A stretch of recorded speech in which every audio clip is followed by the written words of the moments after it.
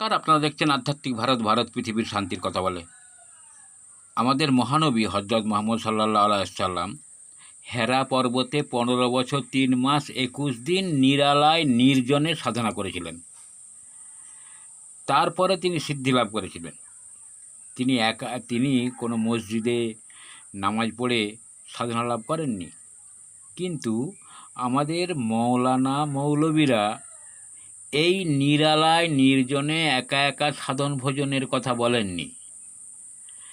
আমাদের মুসলমান কেন, সারা পৃথিবীর মানুষের প্রত্যেকটা ধর্মগ্রন্থের একটাই মূল কথা, গুরু দ্বারা কোরআন কিংবা অন্যান্য ধর্মগ্রন্থে বর্ণিত দীক্ষা নিয়ে নিরালায় নির্জনে সাধন ভোজন করে নিজেকে জেনে জীবনটাকে ধন্য করা এবং সৎভাবে জীবনযাপন করা এবং মুক্তি লাভ করা।